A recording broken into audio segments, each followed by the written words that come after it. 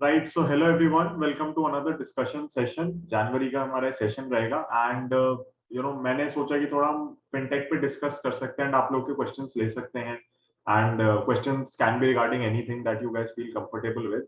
तो पहले थोड़ा फिनटेक पे मैं अपडेट देना चाहूंगा कि what I am studying and मुझे क्या दिख रहा है।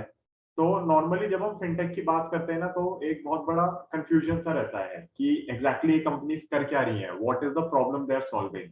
आप आज एक बैंक जाते हो तो आपको पता है कि बैंक चलो आपको X Y Z various kind of services provide कर रहा है। आप कहीं और जाते हैं, let's say housing finance company में, तो आपको पता है हाउसिंग फाइनेंस का आपका प्रोडक्ट है वहां पे। राइट, तो फिनटेक्स क्या करती है? Fintechs are very very diversified. तो व्हाट दे डू इज कि एक पर्टिकुलर प्रॉब्लम पकड़ती है एंड उसके ऊपर सोल्यूशन इनका बिल्ड होता है पूरा। उसके ऊपर सॉफ्टवेयर वगैरह ये बिल्ड करते हैं एंड इनका पूरा गेम यही होता है कि उसके अंदर ये इतने डोमिनेंट बन जाए, there is no second player who can challenge them. और हो क्या रहा है, अब ये इतने डोमिनेंट होते जा रहे हैं इतनी सारी इंडस्ट्रीज में कि इवन बैंक्स वगैरह स्ट्रगल कर रहे हैं इनसे कम्पीट करने में। इनफैक्ट मैं कल ही पढ़ रहा था कि ग्रो ने लेंडिंग स्टार्ट करी है। सो ग्रो आप लोगों ने नाम सुना होगा, स्टॉक ब्रोकर है, म्यूचुअल फंड प्लेटफॉर्म है, सब कुछ है उस पे। एंड उन्होंने लेंडिंग स्टार्ट कर दी है। अब लेंडिंग वो खुद से नहीं कर रहे because they do not have an NBFC licence, right. But वो क्या कर रहे हैं, आईडीएफसी फर्स्ट बैंक के साथ टाई अप किया है एंड उनके थ्रू वो उनके लेंडिंग पार्टनर है एंड अब वो लेंडिंग वहां पे कर रहे हैं। सो ये चीजें हमें बहुत ज्यादा डेवलप होती हुई दिख रही है। इसके अंदर एक रिस्क रहेगा किसी भी आप फिनटेक में इन्वेस्ट करते हैं। तो currently I am studying Apollo Finvest India limited. The stock has absolutely shot up from 500 to 900 in a matter of 10 to 12 trading sessions। तो बहुत तेजी से ऊपर गया है एंड मेरी भी जो होता है ना कि कंप्लीट बाइंग करनी है, मैं वो मैं नहीं कर पाया। एक जो इनिशियल पोजीशन बनाते हैं कभी भी किसी शेयर को पढ़ते हुए, उतना ही लिया। तो इवन आई एम वेटिंग कि किसी तरीके से इसको मैं ढंग से बाइंग वाइंग यहाँ पे कर सकूं या कुछ कर सकूं। बट द थिंग इज कि उसमें रनअप ही ऐसा आया है कि मैं क्या ही बोलूं, राइट। तो ऐसी कंपनीज जो हो गई या जो और कंपनीज हमारे पास लिस्टेड हैं, तो हमारे पास में भी आपकी एक पॉलिसी बाजार हो गई विच इज फिनटेक कंपनी। आपकी पेटीएम हो गई which is a fintech company. तो इन टाइप की कंपनीज को ना वैल्यू करना समझना थोड़ा कॉम्प्लिकेटेड होने वाला है एंड इसीलिए हमें ना एक एग्जिट स्ट्रैटेजी इन कंपनीज के अंदर पता होनी चाहिए कि हम क्या सोच के एंटर कर रहे हैं इन कंपनीज में एंड क्या सोच के हमें लास्ट मोमेंट पे जो भी है उससे बाहर आना जरूरी है। तो ये सारी चीजें अगर हम ढंग से समझ पाएंगे, कहीं एक इसके ऊपर स्ट्रक्चर बिल्ड कर पाएंगे, तो I am pretty sure this companies are going to create a lot of wealth for us in the future, right. And आप सबको पता है कुछ टाइम पहले मैंने आप लोगों से बड़ा ओपनली कहा था कि we have exited all banks. In fact हमारे साथ जो भी लोग जुड़े हैं मनी क्राफ्ट के थ्रू, जो कि एडवाइजरी फॉर्म है मेरी, वहां पे भी हमने बैंकिंग स्टॉक से एग्जिट करा दिया है। वहां किसी का भी रिकमेंडेशन नहीं है बैंकिंग के ऊपर, या हम कोई भी बैंक्स को एक्टिवली कवर नहीं कर रहे। Simply for the reason we realise कि यार जरूरी नहीं है ऐसे वेल्थ ज्यादा बने। हुआ क्या है कि let's say a company like Bajaj Finance, that company is challenging everyone in the field that they are in, maybe except for housing finance जहाँ पे वो थोड़ा स्ट्रगल कर रहे हैं बिकॉज बैंक्स बहुत ज्यादा अंडरकट कर रहे हैं हाउसिंग लोन्स के अंदर सबको। बट वैसे हम देखते हैं तो बजाज फाइनेंस जैसी company is very very strong, very very prudent, right. So they are able to manage things, they are able to stand their ground and कहीं ना कहीं बजाज फाइनेंस खुद में एक फिनटेक कंपनी है बहुत बड़ी। तो वो बहुत ही एक पॉजिटिव चीज है बजाज फाइनेंस जैसी कंपनी के लिए। बट अपार्ट फ्रॉम दैट मेरे को मार्केट में ऐसा कुछ खास नहीं दिख रहा, स्पेशली जो पुराने लिस्टेड बिजनेसेस हैं या जो बिजनेसेस अपने आप को ट्रांसफॉर्म नहीं कर पा रहे कि we should be playing those. मैं ये बिल्कुल भी नहीं कह रहा कि banks are not going to do well in the economy या उनकी परफॉर्मेंस बहुत खराब रहने वाली है या समथिंग लाइक दैट, मैं बिल्कुल ये नहीं कह रहा। बट द थिंग इज कि अगर आपकी मार्केट 20-25% की रिटर्न्स दे रही है या आपके पोर्टफोलियो दे सकते हैं, so I think banks are going to lag over there, और वो करते भी आ रहे हैं। ऐसा नहीं है कि ये चीज आपने लास्ट 18 मंथ्स में प्ले आउट होती हुई नहीं देखी है। बट ये जो आपका फ्यूचर होने वाला है ना, या जो ये पर्टिकुलर बुल मार्केट का साइकिल होने वाला है, I think this is not going to be favourable for the banking industry in general. Stock market के पर्सपेक्टिव से बिजनेस कैसा कर रहे हैं is a different thing. Reliance बहुत अच्छा बिजनेस करता आ रहा था, 8 साल शेयर नहीं चला। आईटीसी में हम सबको पता है कोई खराबी नहीं है, 7-8 साल हो गए शेयर नहीं चल रहा। तो शेयर नहीं चलते बहुत बार, तो वो मुझे कहीं ना कहीं दिख रहा है। अब इसके अंदर एक कॉन्सेप्ट निकल के आ रहा है फिनटेक के अंदर बहुत ज्यादा, विच इज बाय नाउ पे लेटर, बीएनपीएल जिसको हम कहते हैं। आप लोगों ने भी सुना होगा मे बी अगर आप आईसीआईसी बैंक के किसी के साथ काम कर रहे हैं, वहां पे ऑप्शन भी आता है, अमेजोन पे आप शॉपिंग करने जाते हैं, वहां पे भी आता है पे लेटर के लिए रजिस्टर कर लो। ये एक पर्टिकुलर एरिया है फिनटेक का जो मुझे बहुत ज्यादा रिस्की लगता है, कंसिडरिंग कि चलो मान लिया कि आपके इसके अंदर जो आप लोन दे रहे हो एक तरीके से बीएनपीएल के अंदर, क्योंकि आप एक्सपेक्ट कर रहे हो पेमेंट बाद में आएगी, वो टिकट साइज बहुत छोटा है, वो मैंने मान लिया। तो होता क्या है कि स्पेंडिंग आपकी अपफ्रंट बहुत बढ़ जाती है, चीजें शेल्फ से जाने लगती है। सब अमेजोन वगैरह सबका डेटा है कि व्हेन दे इंट्रोड्यूस बीएनपीएल, तो कार्ट में जो सामान पड़ा हुआ है वो ज्यादा तरीके से आपका बाय होने लगता है, ज्यादा चीजें परचेज होने लगती है। I agree to all of that, but the thing is कि मेरे को कहीं ना कहीं लगता है कि इसके अंदर डिफॉल्ट रिस्क बहुत ज्यादा है। So BNPL is one thing that we would not like to play. Apart from that हम बहुत ज्यादा एक्टिवली देख रहे हैं कि किस हिसाब से कंपनीज ट्रैक कर पा रही हैं डेटा को, किस हिसाब से मोनेटाइज कर पा रही हैं। एक कंपनी है बाय द नेम ऑफ खाता बुक, आपने शायद नाम सुना होगा। तो वो लेजर प्रोवाइड करते हैं फोन्स के ऊपर। तो जैसे मान लीजिए मैंने किसी से पैसे लिए हैं, तो वो सिंपली मुझे वहां पे लेजर में ऐड कर सकता है, एंड ऑटोमेटेड मैसेज व्हाट्सएप या मैसेजिंग के थ्रू चला जाता है मुझे, एंड मुझे पता चल जाता है कि हाँ इतना मुझे उसको देना है। एंड वंस आई पे दैट गाय द मनी, वो मेरे को वहां पे लेजर में अपने डाल के वापस एक मैसेज देख सकता है कि एवरीथिंग इज क्लियर्ड आउट। तो ये जो चीजें हैं, अब खाता बुक जैसी जो कंपनी हो गई, ये क्या कर रही है कि अब इनको डेटा इतना अच्छा है इनके पास, नाउ दे नो कि अच्छा इतना ट्रांजैक्शन आप यहाँ से कर रहे हो वहां से कर रहे हो, because you give them access to your contacts. So what this companies are able to do is कि अब हम लेंडिंग में जाएंगे, क्योंकि अब हमें पता है किसकी क्रेडिट प्रोफाइल कैसी है। सो सिबिल वगैरह आपका क्रेडिट स्कोर अलग बना रहे हैं, और ये कंपनीज अपना पर्सनल क्रेडिट स्कोर अलग बना रही है। सेम थिंग भारत पे is doing. I am pretty sure आपने मिस्टर रश्नीर ग्रोवर का नाम सुना होगा। थोड़ी कंट्रोवर्सी भी रही है उनके around, but I think that is baseless, मुझे कुछ ऐसा जमा नहीं उसमें। बट शार्क टैंक में is one of the sharks, and उनकी कंपनी जो कर रही है भारत पे, वो भी कहीं ना कहीं बिल्कुल इसी मॉडल पे है कि अब हम क्यूआर कोड के थ्रू स्कैन कर करके हमें ये पता है कि जो दुकान खोल के बैठा है वो कितने की ट्रांजैक्शन कर रहा है, किसको दे रहा है, क्या कर रहा है। तो we can lend money to those companies. And Apollo Finvest के साथ इन्होंने पार्टनर किया था लेंडिंग के लिए। So Apollo Finvest has a NBFC license, but I think they have discontinued. उस चीजों पे डेटा थोड़ा मुझे कम मिला है। I have email the company, and जैसे ही मुझे कोई रिप्लाई आता है, सो डेफिनेटली उस पर स्टॉक एनालिसिस आप लोगों के लिए आएगा।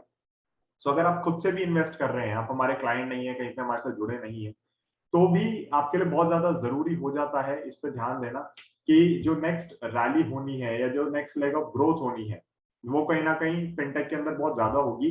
एंड इसके अंदर I am pretty sure there will be lot of companies that will go bust, but जो कंपनीज लीडर हैं, number one number two position पे हैं, they might create a lot of wealth for you, and they might change the ecosystem. तो उन पे focus करना बहुत ज्यादा जरूरी है। So we will be focusing on those companies. इसके साथ साथ सास बिजनेसेस लिस्ट हो रहे हैं, रेडगेन का स्टॉक एनालिसिस भी आप लोग के लिए आया फ्राइडे को। सो सास कंपनीज आर गेटिंग लिस्टेड, हमारे पास सीपास कंपनीज हैं लिस्टेड, तनला हो गई और रूट मोबाइल हो गई। Now you have MapmyIndia which is again a SaaS player. तो इस टाइप की कंपनीज में हमारे लिस्ट हो रही है, and those are also very exciting. But my main objective of today session was, apart from Q&A, कि मैं थोड़ा फिनटेक का आपको ओवरव्यू दे सकूं, एंड आपके अंदर एक क्यूरियोसिटी जगा सकूं कि फिनटेक पे मुझे भी ध्यान देना है, because that might be the future for investments, and we are very very actively looking at it. It's going to be a tough journey with fintech, क्योंकि मुझे पता है डिफॉल्ट विफॉल्ट में, एंड हम बिल्कुल हाथ जलाना नहीं चाहते। So for me currently also Bajaj Finance is going to be the number one company that I have in the finance or in the lending space, but fintech looks very very interesting। और अगर आपको है कि यहाँ पे हम पैसा कमा सकते हैं, तो क्यों ना कमाएं। बुल मार्केट है, तो वी डू एक्सपेक्ट कि हाँ फिनटेक के अंदर if the market realizes की valuation कैसे करनी है, क्या करना है, तो maybe we can make a lot of money। So that would be a small note on fintech, and now the floor is open for discussion। आप Q&A जो भी आप करना चाहते हैं, आप मुझसे पूछ सकते हैं questions, so please go ahead। Jatin जी, एक सवाल है। जी सर बताइए। सर, जैसे बजाज फाइनेंस है या बजाज फिनकॉर्प है, राइट सर। ये लगातार इतनी बढ़ती क्यों जा रही है? मतलब इनमें करेक्शन क्यों नहीं आता? मेरा मतलब है बढ़ना है इन्हें, अच्छी बात है, फंडामेंटल्स अच्छे हैं, लोनिंग अच्छा करती है, पर इनकी क्या लोन की रिकवरी बहुत अच्छी है? इनके क्या लोन डिफॉल्ट नहीं होते? और कितनी अच्छी कंपनी हो, इस मार्केट में कोई ना कोई बड़ा और अच्छा करेक्शन जरूर लेती है, कभी ना कभी जरूर लेती है। तो ये बजाज ग्रुप जो है करेक्शन क्यों नहीं ले रहा है अच्छा, बड़ा और अच्छा? Right sir. तो सबसे पहली चीज ये है कि बजाज फाइनेंस जो आपका स्टॉक हो गया है, जो कंपनी हो गई, तो एज कंपनी बहुत ज्यादा टेक्नोलॉजी ड्रिवन है, unlike a lot of other company जो फील्ड में है, एनबीएफसी चाहे एचएफसी, ये बहुत ज्यादा टेक्नोलॉजी और डेटा बैक्ड है। तो इनके हमने शुरू से देखे कि एनपीए नंबर्स लो रहे हैं जब से स्पेशली कंज्यूमर फाइनेंसिंग वगैरह में गए। जिस भी इंडस्ट्री में जाते हैं, स्पेशली कंज्यूमर फाइनेंस हो गया, उसके अंदर इन्होंने अपनी जगह बनाई है, that dominated. Even banks in लोगों से compete नहीं कर पा रहे थे, बीच में ऐसी सिचुएशन हो गई थी।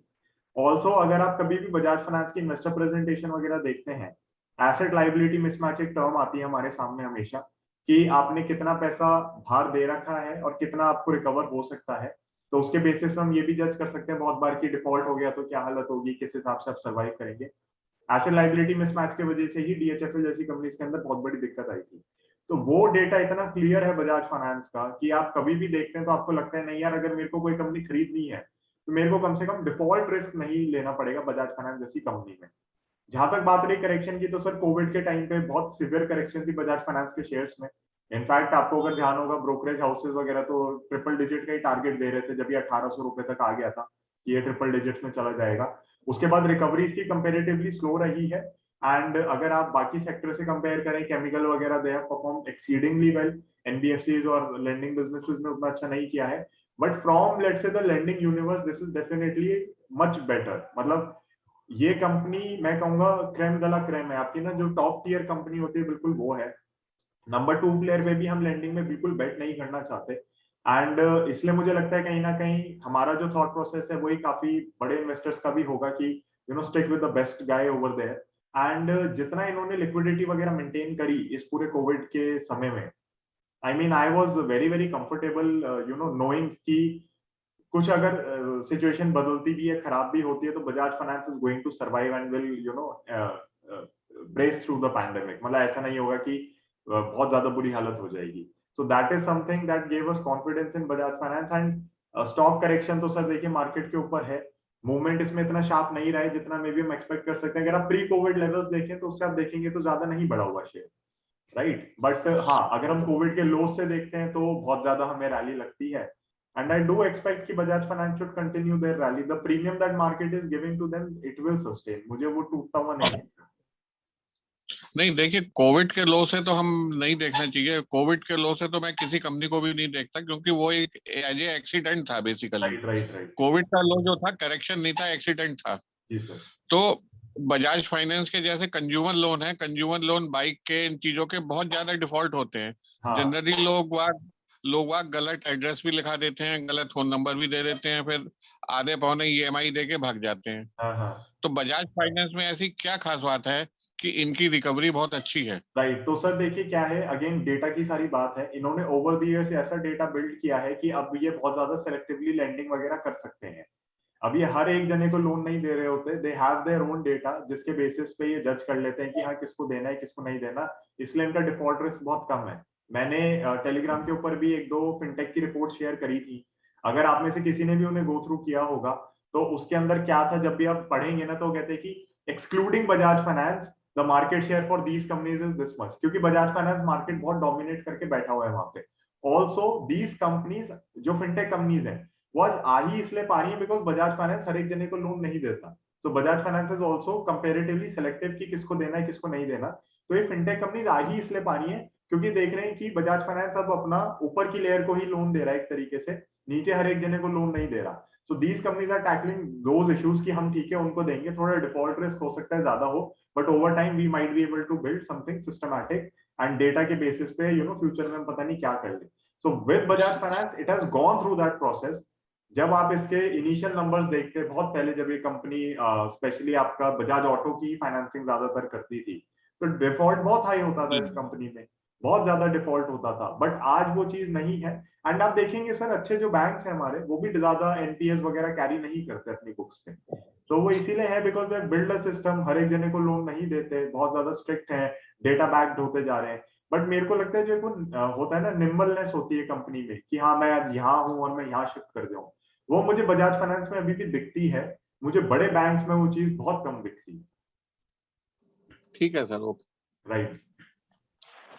Satin, this Apollo FinTech is catering to B2B segment or B2C segment? Right sir, तो बेसिकली अपोलो फिनवेस्ट है कंपनी का नाम। अपोलो फिनवेस्ट ये क्या करता है, इसके पास में एनबीएफसी लाइसेंस है। इट्स आल्सो प्रोवाइडिंग एक सॉफ्टवेयर इनका सोनिक नाम से। ये सॉफ्टवेयर प्रोवाइड करते हैं बाकी कंपनीज को। तो फॉर एग्जांपल रेजर कैपिटल जो है, जो रेजर पे की सब्सिडरी है, रेजर पे कैपिटल या रेजर कैपिटल कहते हैं उसे, जो लोन्स वगैरह प्रोसेस करवा रही है, लेंडिंग में जा रही है, तो उस जैसी कंपनी के साथ टाई अप करते हैं। तो अपना सॉफ्टवेयर भी प्रोवाइड करते हैं जिसके ऊपर आपका सारा डेटाबेस आ जाता है, लोग आ जाते हैं, तो दिखने लगता है कि यहाँ किस तरीके से किसको कितना लोन दिया है क्या नहीं है। एंड ये खुद क्योंकि एनबीएफसी है तो ये उनके साथ मिलकर लेंडिंग आउट करते हैं। तो होता क्या है कि मेरे को जो सबसे बड़ी दिक्कत लग रही है ना उसमें ये लग रही है, इसलिए मैंने कंपनी को मेल लिखा और इसलिए मैं वीडियो के लिए रुका हुआ हूँ अभी।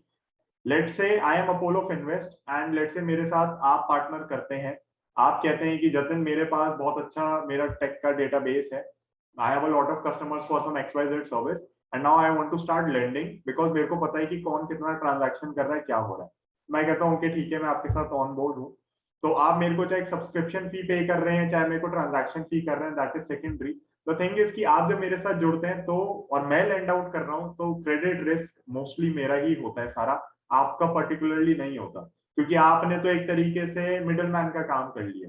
आपके पास कस्टमर है और मेरे से उन्होंने लोन ले लिया आपके थ्रू। तो मेरे को सबसे बड़ा जो रिस्क लग रहा है वो यही है कि क्रेडिट रिस्क किसके ऊपर जा रहा है। अगर क्रेडिट रिस्क लेट से ये मेरे ऊपर जा रहा है, तो क्या I am able to get some compensation from you guys? कोई ऐसा तरीका है कि मैं उसको सिक्योर कर पा रहा हूँ लेंडिंग को? So that is something I am looking at and hopefully next week तक मुझे वो आंसर मिल जाएगा।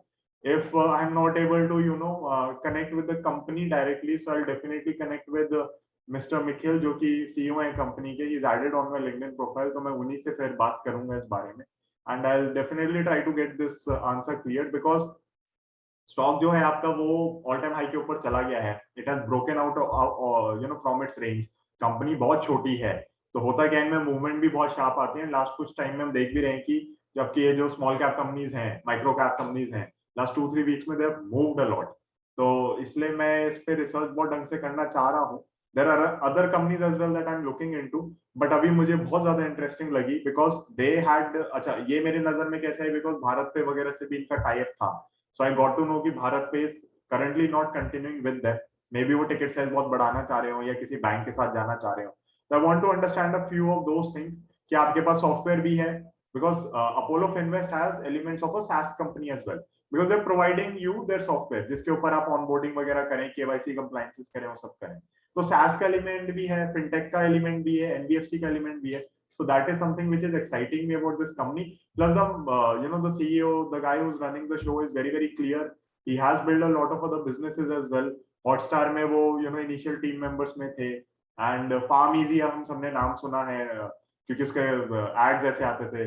तो Farm Easy का नाम सुना हुआ है, तो Farm Easy में he is the co-founder. तो मतलब he has built a lot of businesses, तो मुझे कहीं ना कहीं लगता है कि he can continue building this as well. And इसीलिए प्रमोटर पे ही बैठे। और जब आप इतनी छोटी कंपनी में जाते हैं, when I picked stake in Zelform, my bet was on the promoter itself. तो इसके अंदर भी सेम है। And if we see the things playing out and if I understand that risk of default किसके ऊपर पड़ रहा है, क्या है, तो definitely I will be buying in bulk, चाहे वो 1500 पे शेयर मिले, 1200 पे मिले, बिकॉज कंपनी इतनी छोटी है कि रनवे ग्रोथ का बहुत बड़ा है। Yes, there might be times जब थोड़ा खड़ा हो जाएगा, क्या है, नहीं चले share, but the thing is कि वो पोर्टफोलियो एलोकेशन इसीलिए कंट्रोल्ड वे में रखी जाती है कि ज्यादा रिस्क ना आए। But currently the stock is even not taking a breather, मतलब चले ही जा रहा है, चले ही जा रहा है। इनफैक्ट जब मैंने इनिशियल पोजीशन अपनी बाई करी थी तो मेरा तो बैक डिलीवरी हो गई थी, बिकॉज सर्किट लग रहे थे, तो सामने से सेलर ने बेचा नहीं था। तो तब मेरी कंसर्न यही थी कि भैया शेयर्स आएंगे नहीं आएंगे या फिर सेटलमेंट होगा। But luckily I got my shares and उसके बाद भी चल ही रहा है, तो क्या ही करें मतलब उसमें। ओके जतिन, ये अपना जो अपोलो ग्रुप है उसकी ही कंपनी है जो अपोलो ट्यूब्स एंड सेपरेट है सर। कोई कनेक्शन नहीं है, ना एपीएल अपोलो पाइप से कनेक्शन है, ना अपोलो हॉस्पिटल से कनेक्शन है, कोई कनेक्शन नहीं है। It's a separate company all together. ये एक्चुअली एक बहुत पुरानी एनबीएफसी थी जो लिस्टेड थी काफी टाइम से। सो ये आई थिंक मिस्टर मिखिल के जो फादर है उनकी कंपनी थी। एंड देन ही रियलाइज कि चलो एनबीएफसी का लाइसेंस हमारे पास इसमें है, so why not change the business in this. So that is why he started business in this particular company.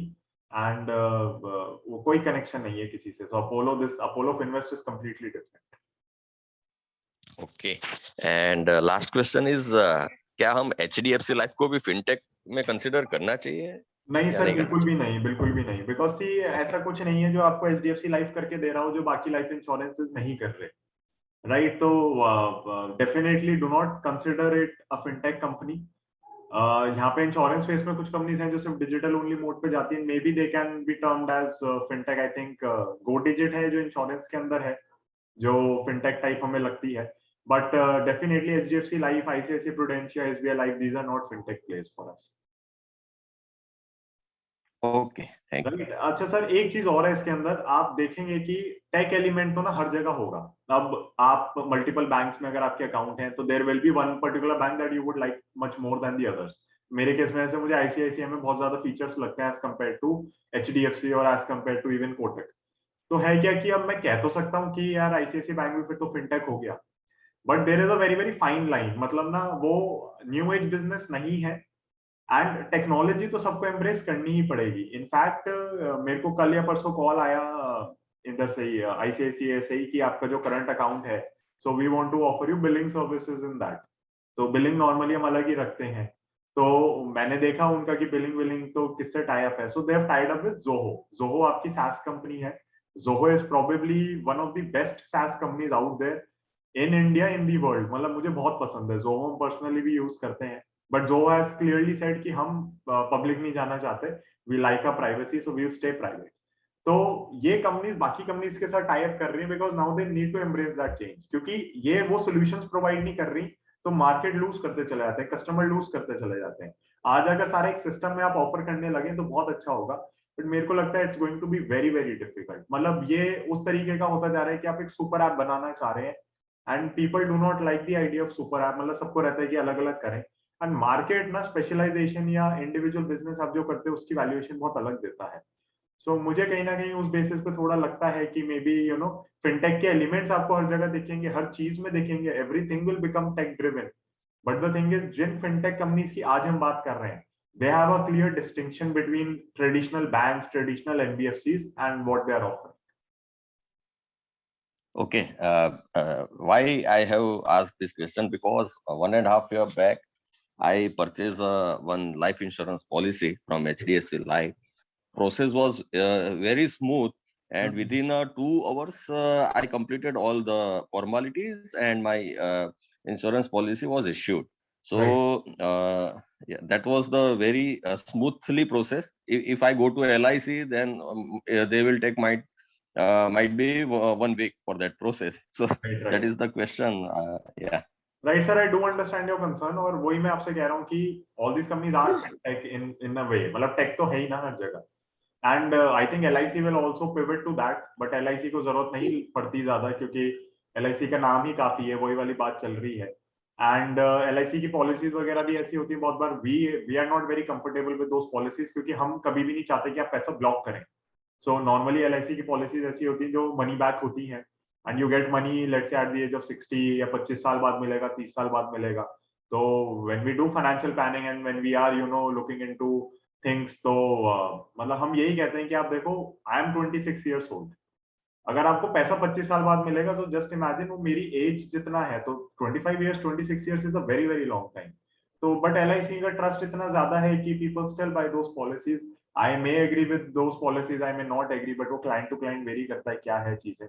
But yes, as compare to LIC तो आपको सारे private insurance बहुत स्मूथ लगेंगे कि ना एजेंट की जरूरत है ना कुछ है. आप वेबसाइट पे जाओ, खरीद लो.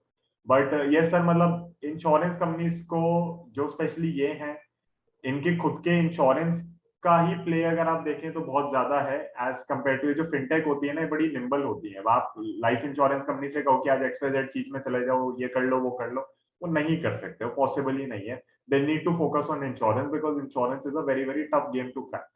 तो लेंडिंग प्रैक्टिसेस बहुत, उसके अंदर जो बेसिकली आपका रिस्क होता है, आप इन्वेस्टमेंट्स कहाँ कर रहे हैं, किस तरीके से रिस्क मैनेज हो रहा है, वो इतनी सारी चीजें हो जाती है कॉम्प्लिकेटेड कि मैं पर्टिकुलरली उन्हें फिनटेक नहीं कहूंगा.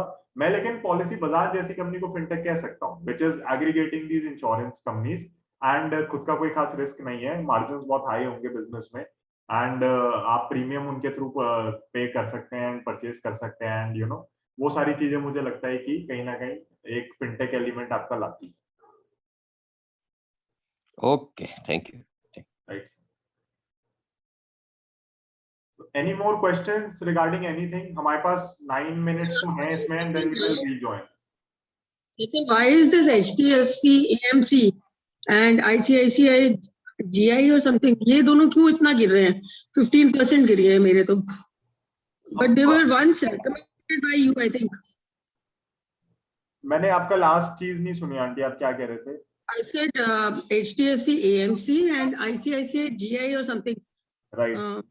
I think I picked them up on your recommendation, but now they are 15% and 10% down. अच्छा ओके, तो आंटी देखिए एचडीएफसी एमसी का तो हमने काफी डिस्कशन किया था, इनफैक्ट मैंने यूट्यूब पे पॉडकास्ट वगैरह भी बनाया था and that chart pattern completely collapse. तो वो कोलैप्स हो गया चार्ट पैटर्न, तो फिर अब उसमें कुछ खास कर नहीं सकते। मतलब one should get out of it then, निकल जाए या वेट करे पड़ा रहे? At these levels I don't think कि निकलने में भी कोई सेंस बची है, because I think जो करेक्शन आनी थी आ गई, बट हमने कभी भी किसी क्लाइंट को नहीं बाय कराया, बिकॉज क्लाइंट के साथ हम बहुत ज्यादा कंफर्मेशंस पे काम करते हैं। And with HDFC MC what happened was कि हम प्रीएम्प्ट करना चाह रहे थे उस ट्रायंगल पैटर्न के ब्रेकआउट को, या फिर वो उसके अंदर कैसे री एंटर करता है, and that thing completely failed. तो I am still bullish on HDFC AMC for longer term, but मेरे पास करंटली कोई ऐसी एलोकेशन नहीं है कि मैं आपको कहूं कि I have skin in the game with HDFC AMC. तो उसका चार्ट पैटर्न फेल हुआ, स्टॉप लॉसेस ट्रिगर हुए, so that was a complete exit from our side. इसलिए मैं चार्ट उसका बहुत ड्रॉ करके भेजता था, बिकॉज वो चार्ट उसने होल्ड ही नहीं किया कभी भी। And with regards to ICICI Lombard, I don't think we have ever spoken about it. Lombard has been in my portfolio, but मतलब उसमें मैं कोई कमेंट नहीं करना चाहूंगा, बिकॉज कुछ ऐसा है नहीं जो मैं उस पर बोलना चाहूँ, या फिर मैंने आपसे कभी डिस्कशन में किया हो या टेलीग्राम पे भी कभी डिस्कस किया हो। So Lombard ICICI GI is Lombard, same thing. हाँ हाँ same thing, ICICI general insurance is ICICI Lombard। Okay. तो I do like ICICI Lombard, but जो है ठीक है, अब क्या कर सकते हैं। मतलब मेरे पास इंश्योरेंस प्लेस में है ICICI Lombard पोर्टफोलियो में, but till it doesn't move I won't add to that position। तो वही वाली बात। That's fine, I don't have, मतलब बहुत ज्यादा नहीं है, but जो भी है that's fine। देखिए मतलब मेरे को ना इंश्योरेंस लगता है कि 3 साल में डबल होना चाहिए इन कंपनीज को, because everyone is increasing their premium and everything. मतलब मेरी हेल्थ इंश्योरेंस लोम्बार्ड से चलती है, I had to pay much more than what I paid 2 years बैक, but the stocks are not moving, we can do much. और ऐसा भी नहीं है कि स्टॉक उसमें करेक्शन ले रहा है, मतलब टाइम वाइज करेक्शन है, प्राइस वाइज करेक्शन है नहीं ICICI लोम्बार्ड में। तो हम क्या करते हैं, हम नॉर्मली जब भी एड ऑन करते हैं शेयर्स में या हमारी कोई पोजीशन में, तो we normally now add on a breakout. तो लेट्स से अगर कोई शेयर 3 साल खड़ा हो गया, तो मैं सपोर्ट पे ऐड नहीं कर रहा होता, जब वो ब्रेकआउट देता है मैं तब उसे ऐड कर रहा होता हूँ। So I save a lot of time over there. तो उस बेसिस पे अगर देखा जाए तो जब लोम्बार्ड में ब्रेकआउट आएगा डेफिनेटली ऐड, बट मेरे लिए साल 1.5 साल में और होल्ड करके देखूंगा, if it doesn't move then it's out of the portfolio, क्योंकि बहुत टाइम हो जाएगा उसकी मूवमेंट ना आए हुए। एंड मेरे को वैसे फंडामेंटली लगता है Lombard is probably the strongest general insurance company out there, तो मैं वैसे बहुत ज्यादा बुलिश हूं। Okay, thanks, thank you। Yeah, Jatin, one question. Yes sir। Is there any significance of promoter holding in percentage wise? मतलब अगर आप कोई बड़ा पोजीशन क्रिएट करते हो कोई भी स्टॉक में, अगर प्रमोटर का स्टेक होल्डिंग 50% से कम है, for example it is 40% and 60% is public holding, वो आपके लिए कुछ मैटर करता है? Is it worry for you, और will you see the fundamental of that company and will go ahead for your investment? तो सर फर्स्ट फोकस तो promoter holding क्या है क्या नहीं है उस पर नहीं होता। अगर प्लेजिंग होती है तो डेफिनेटली वी डू थिंक कि क्यों है क्या है, बट नॉर्मली प्रमोटर होल्डिंग पे हम इतना ध्यान नहीं देते, as long as we know कि प्रमोटर के पास ही कंपनी है। So that is not a criteria that I look into. But हाँ, अगर प्रमोटर होल्डिंग हाई है तो that definitely is a positive thing, क्योंकि हमें लगता है कि ज्यादा से ज्यादा शेयर्स लॉक्ड इन पड़े रहे हैं मार्केट में, ज्यादा शेयर्स ट्रेड नहीं हो रहे, तो थोड़ी पंटरबाजी कम होती है, ट्रेडिंग कम होती है उन चीजों में। तो that is something we like, but वैसे ऐसा कोई नहीं है कि एक पर्टिकुलर लेवल के ऊपर होंगे तो हम बाय करेंगे। आई थिंक मैं एक बार चेक कर लेता हूँ। जो APL अपोलो ट्यूब्स है, विच इज, आप सबको पता है कि मेरी one of the largest holding है पोर्टफोलियो के अंदर और काफी टाइम से रही है। उसके अंदर प्रमोटर होल्डिंग, मेरे को ये मेरा स्क्रीनर लॉग आउट कर गया है, बट मेरे ख्याल से उसके अंदर भी प्रमोटर होल्डिंग बहुत हाई नहीं है, but that hasn't hampered the business from doing well. तो that is definitely not a criteria that I consider. अगर कंपनी बहुत छोटी होती है ना मार्केट कैप में, जैसे अपोलो फिनवेस्ट जैसी कंपनी हो गई, देन आई विल कंसिडर कि हाँ यार क्या है क्या नहीं है। अदरवाइज तो बड़ी कंपनीज में तो we ignore it. Okay, yes, APL Apollo में promoter holding is 34%। Right right, तो उसमें बहुत ही कम है promoter holding, but that doesn't hurt us. मतलब आप देखो तो उसमें I think they have mentioned foreign institutions own about 24-25%। यहाँ पे जो बैंक्स म्यूचुअल फंड्स हैं they have almost 7%, and then public में 15% के अराउंड शेयर्स है मेरे ख्याल से। So that is something that is not a major concern for us. और सर बाकी बात क्या होती है, लेट्स से अगर बिजनेस बहुत अच्छा है, प्रमोटर होल्डिंग कम भी है, तो आप फंडामेंटल बेसिस पे उसे ट्रैक करें, आप टेक्निकल बेसिस पे एक स्टॉप लॉस लगा लें।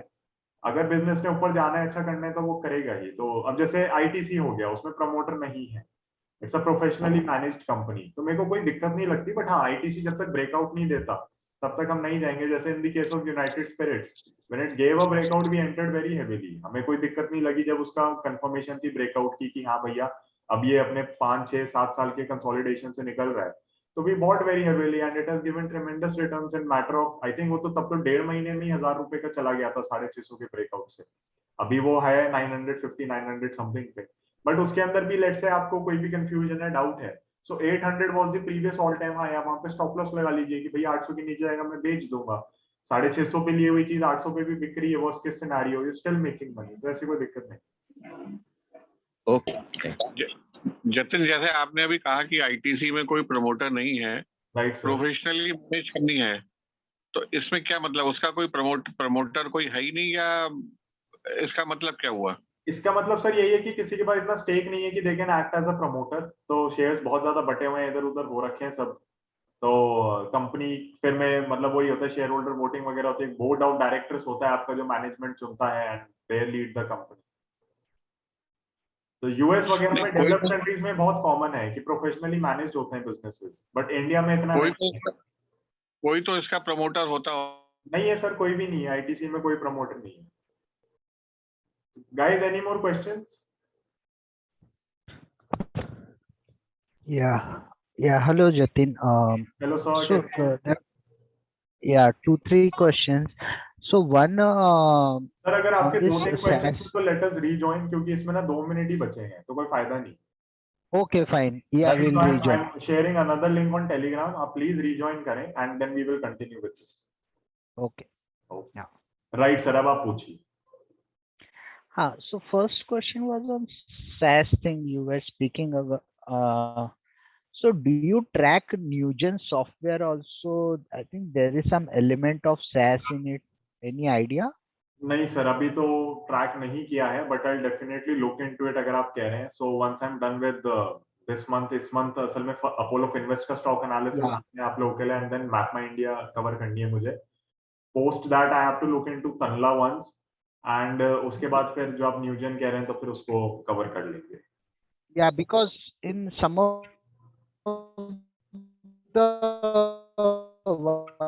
सर आपकी वॉइस बहुत कटती है। presentation somewhere I have seen अब आ रही है, अब आ रही है सर, अब intellect design. Yeah, so I was saying in one somewhere I've seen that intellect design and Newgen software has a good amount of presence in the SaaS thing. Right sir, intellect मैंने थोड़ा ऊपर ऊपर से देखा था, but I haven't had a chance to have a deep dive into intellect design, तो उसको भी कवर कर लेंगे डेफिनेटली। एंड इंटेलेक्ट पे आई थिंक जो आपके SYC चलाते हैं मिस्टर रेशमोहित, I think he is going to cover Intellect in one of his next videos, तो आप वहां पे भी देख सकते हैं, बिकॉज उनका स्टॉक एनालिसिस जनरली बहुत टू द पॉइंट रहता है।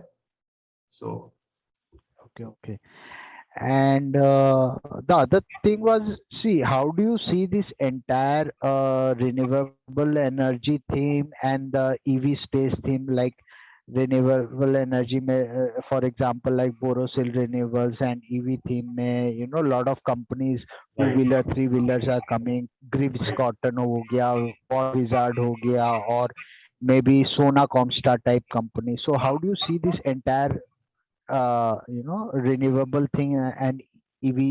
राइट तो sir for the renewable energy space we are very bullish, मतलब उसमें कोई दिक्कत नहीं लगती हमें. And there are certain stocks that we picked up, जैसे प्राज तो मेरे पास है पोर्टफोलियो में.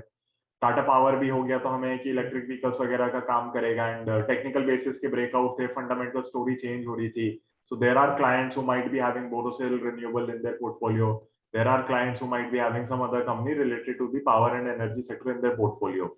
तो एबीबी इंडिया पे मैं बहुत टाइम से बुलिश रहा हूँ. टेलीग्राम पे भी आई थिंक हमने डिस्कस किया है कि कैसे एबीबी थर्मैक्स लगातार चले ही जा रहे हैं और आपके ब्रेकआउट्स बहुत बड़े हैं. हिटाची एनर्जी की हमने बात करी है चैनल पे एक दो बार पहले, जिसपे चार्ट स्ट्रक्चर के बेसिस पे ही बात करी थी कि how this business looks very very exciting. तो वो कहीं ना कहीं एनर्जी, रिन्यूएबल एनर्जी, पूरा थीम है. I am bullish on that. उसमें मेरे को कोई दिक्कत नहीं लगती. थोड़ा बस यही है कि चल बहुत चुकी हैं चीजें, तो यू नेवर नो कि कहाँ तक जाएंगी, क्या होगा. एंड यू नो अगर आपके पास पहले से हैं या आप इवन अभी भी बाय करना चाहते हैं तो मेरे को कोई ऐसी दिक्कत नहीं लगती. मोस्टली किसी भी बड़ी कंपनी के अंदर बहुत ज्यादा सुलझी हुई कंपनीज हैं, they are focusing on, let's say Borosil हो गई तो उन्हें पता है कि हाँ भाई सोलर के अंदर ही जो चीज हम बना रहे हैं वो बना रहे हैं. तो उस हिसाब से मेरे को बहुत कंफर्ट है उन कंपनीज के अंदर. डेफिनेटली एक एलोकेशन हो गई जिसको हमें देखना होता है. तो पर्टिकुलरली मेरे पोर्टफोलियो में पावर एनर्जी पे ज्यादा नहीं जा रहा. मेरे को कंपनीज बहुत अच्छी लग रही हैं बहुत सारी, एंड क्लाइंट्स को दिला रखी हैं इधर उधर हर जगहों में. बट होता क्या है कि आप हर चीज नहीं खरीद सकते. तो मेरे पोर्टफोलियो में पर्टिकुलरली इतनी जगह नहीं है कि आई allocated let's say 10-15% to power sector. But yes we are bullish on that. And कहीं ना कहीं बीच में ट्रेडिंग के लिए शॉर्ट टर्म के लिए उठाए हैं एंड उसके अंदर जो आया है वो कमाया है मतलब.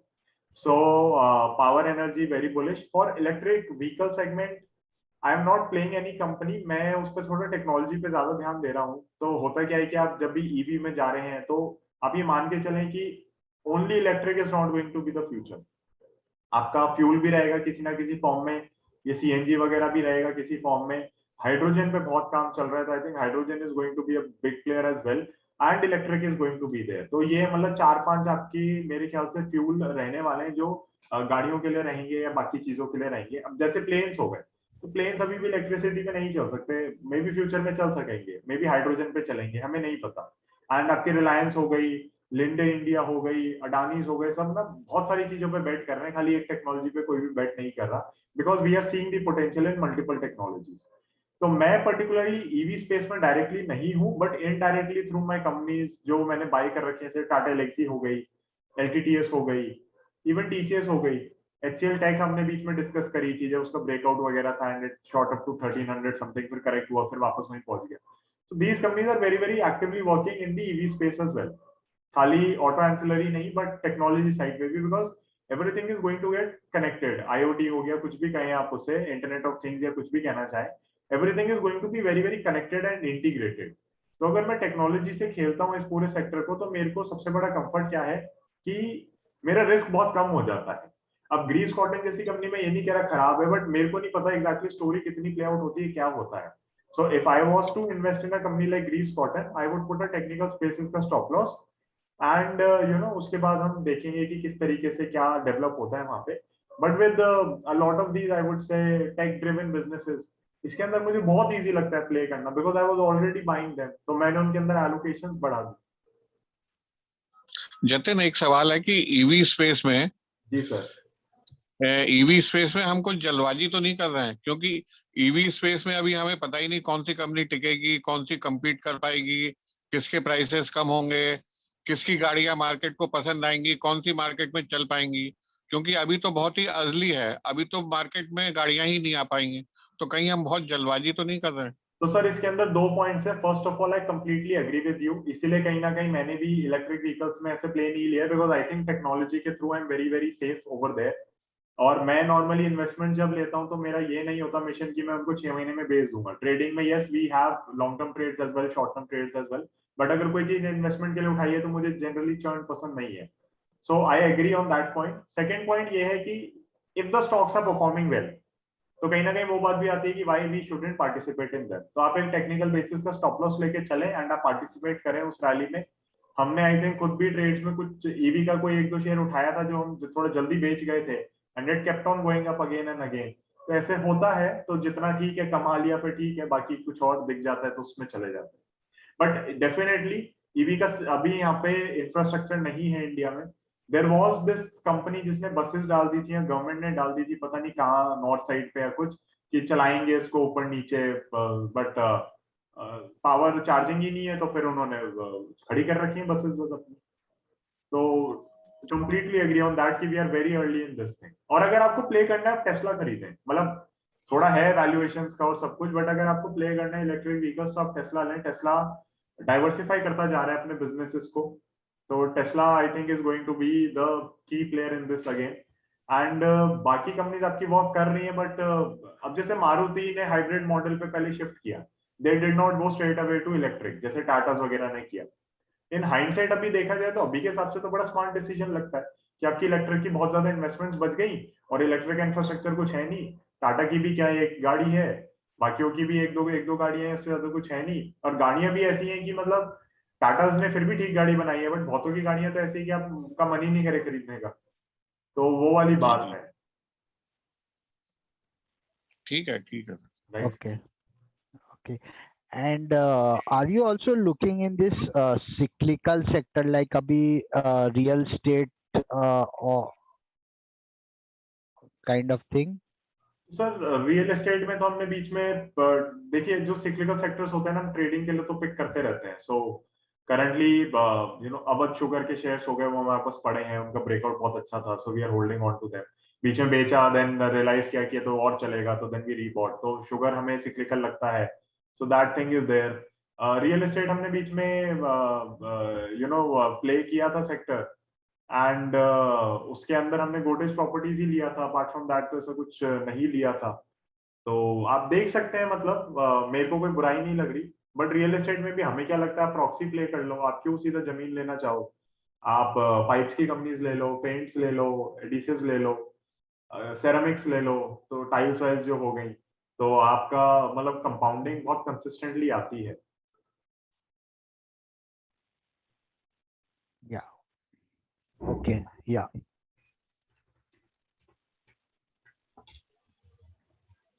Hello Jatin.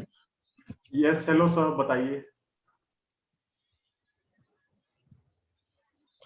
Yeah, any views on Talbros? Talbro sir, मैंने वीडियो तो छोटी सी बनाई थी। I mean if the rally is continuing, please enjoy the rally, वही वाली बात है। Because I haven't fundamentally covered the stock, but इतने लोग उसके अंदर एंटर कर रहे हैं, so you can definitely, I mean अगर आपने खरीद रखा है, आप कैरी करना चाह रहे हैं तो आप कर सकते हैं। मैं पर्सनली एग्जिट कर गया उसके अंदर से, ठीक ठाक रिटर्न्स आ गई थी, तो मैंने कहा चलो बेच देते हैं, will shift money to somewhere else. और इन दिनों रैली ऐसी चल रही है कि everyday you are seeing so many new trades. In fact अगर आप आज की chart of the week video देखेंगे तो आई थिंक 6 स्टॉक्स हमने वहां पे वैसे ही डिस्कस किए हैं। एक ब्रॉन्ज मेंबर के लिए गया है, प्लस क्लाइंट्स को या जो जुड़े हुए हैं हमारे साथ चार्ट एनालिसिस वगैरह में, वो अलग से चार्ट्स उनको जा रहे हैं। तो आप सोच सकते हैं कि कितनी रैली हमें कितनी जगहों पे दिख रही है, दैट वी आर कॉन्स्टेंटली इस समय शिफ्ट कर रहे हैं पैसे इधर से उधर। सो तालब्रोस आप बिल्कुल कैरी फॉरवर्ड करें मोमेंटम में। Very big investors have entered into this stock, तो let's see. Okay. Jatin, what is your view on LIC IPO? तो इतना बड़ा IPO आ रहा है, तो will it suck all the liquidity from the market? Do we expect some correction? और अब देखो शैलेश, इसमें ना दो बात हो जाती है। पहली चीज ये है कि अगर आप भी मुझसे बात कर रहे हो कि लिक्विडिटी सक हो जाएगी, तो मे बी शायद ना हो, क्योंकि अगर सब लोगों को है कि लिक्विडिटी सक हो जाएगी तो मे बी मार्केट्स उस पर करेक्शन ना दें। सो दैट इज वन थिंग। अब जैसे हुआ क्या था पीछे, जब ये पेटीएम में एटीएम और लगातार आईपीओ आ रहे थे, तो लिक्विडिटी सक होनी शुरू हो गई थी, बिकॉज इतने आईपीओ थे, इतने लोगों का पैसा ब्लॉक हुआ था कि मेरे पास खुद कैश नहीं बच रहा था कुछ भी करने का। बिकॉज द थिंग वाज कि कितने आईपीओ में आप डालते जाओगे पैसा। हर आईपीओ में अगर आप रिटेल में भी डाल रहे हो, एचएनआई में डालने का तो सेंस बनता ही नहीं है, बिकॉज आपको अलॉटमेंट तो मिलनी ही नहीं है, क्योंकि वो प्रोराटा बेसिस पे होगा। पता चले आपने 2 लाख 4 लाख 20 लाख की पोजीशन उठा रहे हो वहां पे, जो भी आपकी कैपेसिटी है, एंड आपको शेयर्स बिल्कुल ना के बराबर आ रहे हैं, तो इट मेक सेंस कि आप रिटेल में 15,000 के लॉट्स बुक करते जाओ। पर 15 के भी कितने करेंगे? तो एलआईसी के केस में लेट अस सी कि रिटेल मतलब मार्केट में ये कितना छोड़ते हैं आप लोगों के लिए, हम लोगों के लिए, तो वो हम देखेंगे। बट जब तक वो क्लियर नहीं होता तो मैं कोई कमेंट नहीं करना चाहूंगा। सेकेंडली LIC पे एज अ स्टॉक मैं बुलिश नहीं हूँ, बिकॉज देखो है क्या कि LIC का काम यहाँ पे खाली पॉलिसीज बेचना नहीं रह गया, it's a very big participant in the market. तो होता क्या है कि अगर गवर्नमेंट को कभी पैसे की जरूरत है या उन्हें किसी कंपनी को बचाना है, LIC इज दैट सेवियर। तो LIC का काम वो भी हो गया है, वो व्हाइट नाइट की तरह हो गया है कि भैया बैंक जाने वाला है, इसमें स्टेक ले लो, ये कर लो, वो कर लो। तो वो चीज मतलब कहीं ना कहीं देखनी पड़ती है, पड़ेगी कि कैसे रहता है, क्या रहता है। पर्सनली तो मैं LIC में इन्वेस्ट नहीं करना चाहूंगा। एंड जिस हिसाब से मार्केट लूज कर रहे हैं ये बहुत जगहों पे प्राइवेट इंश्योरर्स के अगेंस्ट, तो ग्रोथ कहीं ना कहीं हो सकता है आपकी रुके। अभी तो ग्रोथ बहुत अच्छी है LIC की, प्लस देयर इन्वेस्टमेंट्स पे अ लॉट ऑफ मनी, क्योंकि इतना बड़ा प्लेयर है मार्केट के अंदर, so that definitely adds to it. But investments में नॉर्मली हमने देखा ही है कि डिस्काउंट देती है मार्केट, बिकॉज आपको मार्केट उस पर वैल्यू नहीं करेगी, क्योंकि अगर आप बेचने जा रहे हो और अगर आपके बड़ा स्टेक है तो आप वैसे भी डिस्काउंट पे बेचोगे, तो मार्केट मार्केट डिस्काउंट देके चलती है। तो let us see, but I am not bullish on LIC पर से। एंड जब तक PSU है या गवर्नमेंट के पास है तो हमारी तरफ से तो अवॉइड ही है। तो अगर ये LIC का इतना बड़ा IPO आ रहा है तो what will be its impact on the other insurance players, मतलब जो आई सिमिलर डोंट थिंक कि कोई ऐसा इम्पैक्ट होगा, बिकॉज LIC ऐसा तो नहीं है कि काम अलग करेगा कुछ। IPO आ रहा है बिकॉज आई थिंक गवर्नमेंट को पैसे की बहुत ज्यादा जरूरत है। प्लस LIC का IPO has been demand of the markets for years now, क्योंकि है क्या, आपका जो सबसे बड़ा प्लेयर है एक तरीके से मार्केट में, उसी की आपको बुक्स पे क्लैरिटी नहीं है, अगर ये आपको नहीं पता कि डिस्क्लोजर्स क्या है, कितने हैं, तो आप चाहते हो कि यार बड़े से बड़े प्लेयर्स आपके डिस्क्लोजर बहुत ज्यादा दें। सो मैं पर्टिकुलरली ना बुलिश हूँ ना बेरिश हूँ LIC को लेके। I think it's a PSU जो कर रही है अपना काम जो करना है, and it has done a lot for a lot of Indians as well. मतलब कोई सोचता नहीं था जब रिटायरमेंट प्लानिंग और ये 50 चीजें LIC की वजह से ही इंश्योरेंस प्रमोट हुआ है इंडिया के अंदर। So hats off to them for that, but as a share holder I may not look into invest into LIC। नहीं, मतलब आई वाज आस्किंग कि जैसे HDFC लाइफ हो गया, SBI लाइफ हो गया, इनके शेयर प्राइस पे इसके IPO से पहले कोई इम्पैक्ट होगा या इनमें I भी don't ग्रोथ think आएगी? so. I don't think so. मेरे को नहीं लगता, because these companies are very richly valued in any case. मतलब ऐसा तो है नहीं कि इनकी वैल्यूएशन सस्ती है, तो मेरे को कोई ऐसा इम्पैक्ट नहीं लगता। थोड़ा वैल्यूएशन प्रिविजन ऊपर की साइड ही होता अगर होता, बट मेरे को ऊपर जगह ही नहीं दिख रही इनमें वैल्यूएशन प्रिविजन की, जब तक बिजनेस में ग्रोथ नहीं आती। सो मेरे को वो है कि आई थिंक इट्स गोइंग, मतलब इसके जितना बोला जा रहा है मेरे को लग नहीं रहा उतना कोई इवेंट होना है किसी के लिए भी। Okay, thanks. You're most welcome. Any more questions?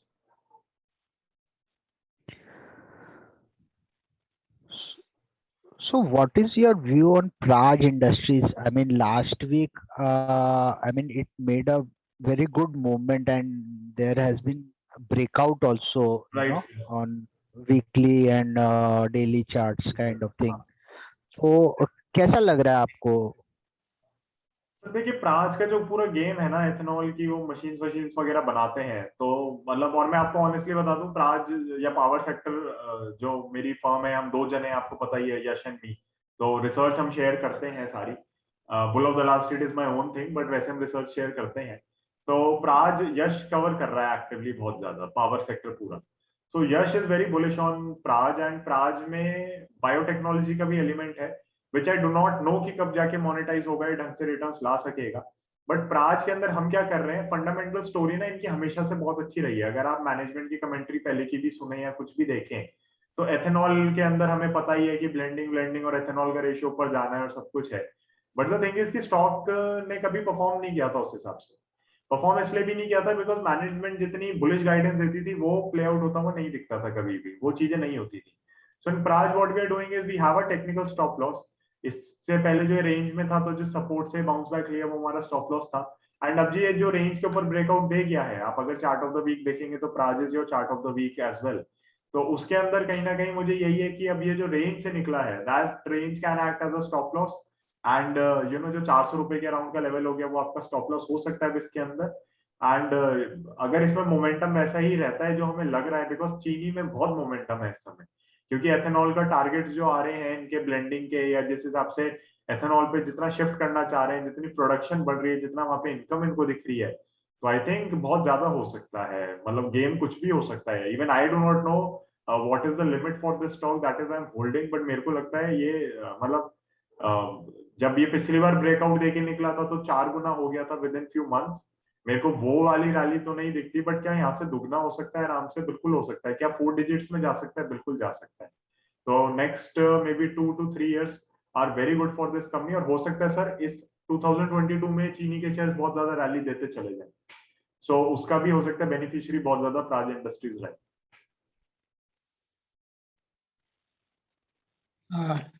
Jatin, what about textile sector and this advanced chemistry cells? Have you meaning आपने उस पे कुछ follow किया है? सर मेरा बिल्कुल भी कोई मतलब कवरेज नहीं है अनफॉर्चुनेटली टेक्सटाइल पे। एंड मेरे को बिल्कुल भी टाइम नहीं मिल रहा कि मैं टेक्सटाइल स्टडी करूं, बिकॉज सैस कंपनीज इतनी है यहाँ पे कि हम उन्हीं पे फोकस कर रहे हैं। एंड सिक्लिकल जगहों पे हम बहुत ज्यादा घुस चुके हैं पहले ही। तो जो शुगर हो गया हम वो प्ले कर रहे हैं, बहुत मतलब बड़ी एलोकेशन होती जा रही है। प्राज हो गई और अवध शुगर की मैं बात कर चुका हूँ यहाँ पे, तो वो है हमारे पास। तो textiles I haven't looked at it, but मेरे को अगर कुछ टेक्सटाइल्स पे अच्छा मिलता है तो मैं टेलीग्राम पे शेयर कर दूंगा। So I will ask my colleagues, अगर उनमें से कोई टेक्सटाइल ट्रैक कर रहा है तो definitely you know over the weekend मैं एक बार टच में रहता हूँ उनसे एंड आपके साथ शेयर कर दूंगा जो भी मुझे मिलता है। एंड व्हाट अबाउट ACC जो उसमें भी PLI आया है, advance chemistry cells for storage of power. तो सर मैं आप जो एनर्जी सेक्टर पे रिसर्च कर रहे हैं, I'll have a word with Yash on this because power sector वही देख रहा है। उसको अनफॉर्चुनेटली अभी कोविड हो रखा है तो मेरी ज्यादा बात नहीं हो रही उससे। तो मैं एक बार उसकी तबीयत जैसी थोड़ी होती है कि हाँ काम सारा कर सकते हैं, तो I'll get in touch with him and I'll talk about this as well कि if he knows some company जो मतलब लगता है कि हम बेट कर सकते हैं क्या है। बट ये PLI स्कीम्स वगैरह पे ना मैं अभी इतना ज्यादा फोकस नहीं कर रहा। Yes, we have missed a beautiful company, PLI schemes वगैरह के जो बेनिफिशियरी था डिक्सन टेक्नोलॉजी कहीं ना कहीं। बट यू नो असल में इस समय है क्या कि हमारे पास में कैपिटल ही फ्री नहीं है इतनी कि मैं ज्यादा ध्यान भी दूं दूसरी कंपनीज में। प्लस ये जो कंपनीज मुझे दिख रही हैं they look like very very clean businesses to me. जैसे रेड गेन हो गया, मेरे को वहां कोई भी दिक्कत नहीं दिख रही। आई थिंक उसमें दिमाग ही लगाने की जरूरत नहीं है, वो इतना सिंपल बिजनेस है समझना। उसके 3 ही बिजनेस सेगमेंट्स हैं, उसी में एक्सपैंड करना है, उसी में रहना है, हॉस्पिटैलिटी इंडस्ट्री को डोमिनेट करना है। So I haven't had the chance to look at these things. But जो भी आप कह रहे हैं मैं आपसे एक रिक्वेस्ट करूंगा, प्लीज मुझे व्हाट्सएप कर दीजिए ये, तो मैं आगे फॉरवर्ड कर दूंगा। एंड जो भी मुझे इन्फॉर्मेशन मिलती है, जो भी जेन्युइन इन्फॉर्मेशन है, I will you know share that with you. And अगर कोई है जो मुझे मिलता है जो बहुत ज्यादा इन्फॉर्म्ड है एंड ही और she is willing to discuss on this, तो उनके साथ हम डिस्कशन भी कर लेंगे, फिर कोई दिक्कत नहीं। Sure, thank you, most welcome sir. Right guys, any more questions? अगर आपके कोई भी और क्वेश्चन है तो आप प्लीज मुझे बताएं।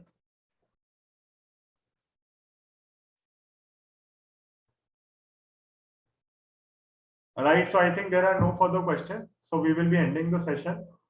Thank you all for joining in, and you know I hope कि ये जो डिस्कशन सेशंस चल रहे हैं सब बेनिफिट कुछ कर पा रहे हो। The participation has been a bit low, मुझे आज उम्मीद थी थोड़े ज्यादा लोग आएंगे, बट मे बी सकरात की वजह से काफी लोग अटेंड नहीं कर पा रहे हैं, जो भी है। So I will see you guys very soon. Another stock analysis आप लोग के लिए आएगा, तो Apollo Finvest is probably the next one, but उस पे information जब तक पूरी नहीं होती, I won't be able to make the video. Otherwise, Mapma India we will cover. Mapma India मैं आपको अपडेट दे देता हूँ। I really like the business. मेरे को जो Mapma India का सबसे बड़ा एलिमेंट लग रहा है जो प्ले में आ सकता है फ्यूचर में, that is into the metaverse. तो होगा क्या, मेटावर्स आपका सब कंपनीज बना रही हैं अपना अपना। अगर आप शार्क टैंक देख रहे होगे तो एक मेटावर्स की कंपनी यहाँ पे भी आई थी, छोटी स्टार्टअप जो था। So everyone is into that. सब लोग अर्थ को भी रेप्लिकेट करेंगे, कोई सेगमेंट्स को रेप्लिकेट करेंगे, कुछ अपना बनाएंगे, कुछ ये करेंगे, कुछ वो करेंगे। बट हर चीज को बनाने के लिए आपको डेटा चाहिए, आपको मैप्स चाहिए, आपको ये सब चाहिए। तो मुझे लगता है मैपमा इंडिया का कहीं ना कहीं वहां जाके रोल फ्यूचर में बहुत ज्यादा हो सकता है। So that is something that excites me. The valuations do not excite me much, but एक बार हम देखेंगे कि वैल्यूएशंस किस बेसिस पे इनकी दी जा रही है इनको। maybe the company is you know the market is not looking at things that we want to look at, तो वो एक बार चेक करेंगे। Like with the case of red gain हमने देखा था कि या कोई भी SaaS या सॉफ्टवेयर कंपनी होती है आपकी, तो ऑपेक्स पे खर्चा इनका बहुत ज्यादा होता है, डेप्रिसिएशन वगैरह लेते रहते हैं हम, तो वो क्योंकि करते हैं तो फिर इनके लॉसेस दिखते हैं आपको नेट P&L में। बट जबकि ये प्रॉफिटेबल कंपनीज है, तो वो चीज अगर हमें समझ आती है उसके अंदर भी कि कहाँ पे क्या हो रहा है, तो डेफिनेटली उस पर भी हम टच करेंगे। But as of now MapmyIndia is a very very positive play according to me for the future. But वही है, हर चीज एक वैल्यूएशन पे ठीक होती है। आप अगर नाइका इस वैल्यूएशन पे लें तो maybe you won't make that kind of money जो यहाँ से आधी वैल्यूएशन पे नाइका आपको दे सकती है. So Nykaa was a company that I was looking into buying, but valuation ऐसी थी कि नहीं खरीद पाए. सो वो हम देखते हैं, उसको ट्रैक करते हैं, उसको समझते हैं थोड़ा, and then we will take a call. अगर आपके कोई फर्दर क्वेश्चंस हैं तो आप बताएं, otherwise we will just end it.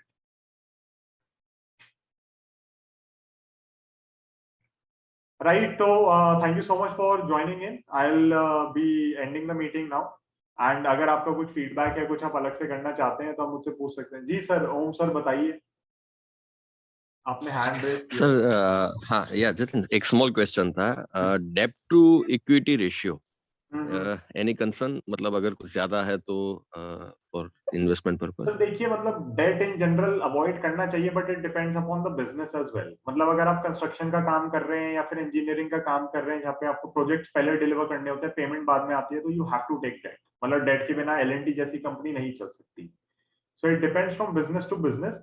अगर आपको डेट सर्विस करने की पोटेंशियल रखते हैं, आपके पास कैश फ्लो जितने हैं कि आपको डेट परेशान नहीं करता, तो there is nothing wrong with debt, specially क्योंकि डेट इतना सस्ता होता जा रहा है.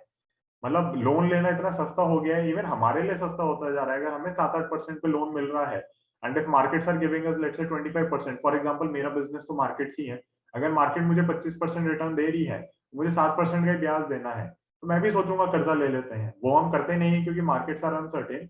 बट अगर कोई बिजनेसमैन को लगता है कि अगर मैं 15-20% कंसिस्टेंटली एंड मेरे को 7-8% का डेट लेना पड़ रहा है, तो debt is not a bad thing. But उसको सर्विस कैसे करना है, कैश फ्लोज आपके पास है नहीं है, एंड आप किस टाइप के बिजनेस में. अगर कोई आईटी कंपनी बहुत बड़ा डेट लेती है तो हमें समझ नहीं आएगा, क्योंकि आप वैसे ही कैश फ्लो इतना जनरेट करते हैं कि आपको जरूरत नहीं है डेट लेने की. बट अगर L&T डेट उठाती है, रिलायंस डेट ले रही है, अडानी डेट ले रहे हैं, दैट इज अंडरस्टैंडेबल, कोई दिक्कत ही नहीं है. और हमें 7 पे मिल रहा है, इनको तो हो सकता है 4% पे मिल रहा हो. तो वो वाली बहुत बात हो जाती है कि डेट खराब नहीं है, but company to company vary करता है. कुछ कंपनीज के लिए it can be there end, but for a lot of companies it can be a launch pad for high growth. तो वो company to company again vary करेगा. Okay, and one more question, Jatin. Are you tracking any agricultural company? तो sir Sumitomo chemical is one जो हम track करते हैं, passively track करते हैं, मतलब उसको. तो एग्रो केमिकल के अंदर ही है वो. अपार्ट फ्रॉम दैट तो पर्टिकुलरली मैं नहीं कर रहा, बट महिंद्रा की एक कंपनी है, Mahindra irrigation, CI irrigation, something like that. मेरे को ध्यान नहीं क्या नाम है एग्जैक्टली. वो बहुत ही छोटी कंपनी है, तो उस पर मैं डेफिनेटली सोच रहा हूँ कि फरवरी या मार्च के मंथ में एक कवरेज उस पर चालू करें. Escorts is one which we like a lot, but वो एक ऑटोमोबाइल काइंड ऑफ प्लेयर, तो उसमें हम सिक्लिकलिटी बहुत ज्यादा होती है उस बिजनेस में. तो हम क्या करते हैं, फिर टेक्निकल बेसिस के स्टॉप लॉस लगा के चलते हैं इन कंपनीज में जब भी हम इन्हें पिक करते हैं. अपार्ट फ्रॉम दैट कोई पर्टिकुलर एग्रीकल्चर कंपनी वैसे ट्रैक नहीं करती. Okay, and any view on Adani Wilmar IPO which is coming in next हाँ सर, month? डेफिनेटली अप्लाई करें, उसमें कोई दिक्कत नहीं है. लिस्टिंग गेन्स तो 99% देने ही चाहिए, बाकी जो भी होगा अपडेट में भेज ही दूंगा. बट मेरे को लगता है कि लिस्टिंग गेन्स देने चाहिए. FMCG में पर्टिकुलरली, लेकिन मैं अडानी विल्मर वगैरह नहीं खरीदना चाहूंगा, even though they are expanding, they are doing very well. मतलब ऐसा नहीं है फॉर्च्यून कोई ब्रांड आपका नंबर 2 पे है किसी से भी कंपैरिजन में. Saffola and Fortune are the only 2 brands that are dominating. Maybe तीसरा आपका बाबा रामदेव के प्रोडक्ट्स हैं जो वहां पे कुछ कर पा रहे हैं. अगर उनके हैं तो मुझे आइडिया नहीं है, हमारा तो सफोला या फॉर्च्यून ही आता है घर में इनमें से. सो बात यही है कि मेरे को लगता है कि कंपनी बहुत अच्छी है, trying to expand as well, but FMCG में एग्रेसिवनेस मुझे सिर्फ टाटा कंज्यूमर में दिख रही है करंटली. सो मैं और किसी कंपनी पे बेट नहीं करना चाहूंगा. बट हाँ, IPO के लिए मेरे ख्याल से ठीक रहेगा. प्लस शेयर होल्डर कोटा आएगा इसके अंदर. सो अडानी एंटरप्राइजेस का अगर आप एक भी शेयर खरीद के रख लें, so you will get 2 chances to apply, एक रिटेल से और एक शेयर होल्डर से. So that is also positive. Okay, thank you. Right. Jatin, any view on budget? Should we play anything just for budget? नहीं शैलेश, मेरे को कोई भी उस पे कोई व्यू नहीं है. मुझे बिल्कुल नहीं आइडिया बजट में क्या करेंगे. मतलब मेरे को लगता है हो सकता है मार्केट वहां पे करेक्शन आपको दे. मेरे को बजट से ज्यादा यूपी इलेक्शंस का है कि अगर बीजेपी रिटेन नहीं होती वहां पे, तो maybe you see some correction in the markets. Budget का मुझे ऐसा कुछ नहीं. I don't think they will take a wrong step in this budget. कुछ है नहीं गलत करने को खास. तो कुछ अगर एक्स्ट्राऑर्डिनरीली जाके कर दें तो कर दें, बट आई थिंक बजट के बेसिस पे हमारे लिए बजट हमेशा नॉन इवेंट ही रहा है. मे बी जनवरी 2018 का बजट एक ऐसा था जिसमें जब वो आया था तो फिर एलटीसीजी इंट्रोडक्शन से मार्केट्स को बहाना मिल गया था गिरने का, but that also was an excuse. मतलब मार्केट्स बहुत ओवरहीटेड थी बहुत पॉकेट्स में, एंड आपका जो लेंडिंग बिजनेसेस की क्राइसिस थी, आइलैंड एफएस वगैरह का जो डिफॉल्ट था, that was the main point, जो डीएचएफएल को भी लेट हुआ और बहुत कंपनीज गई हैं उसके साथ, that was the main problem. तो एलटीसीजी पे सबने ब्लेम तो कर दिया, बट आपको 6 महीने बाद रियल पिक्चर देखी।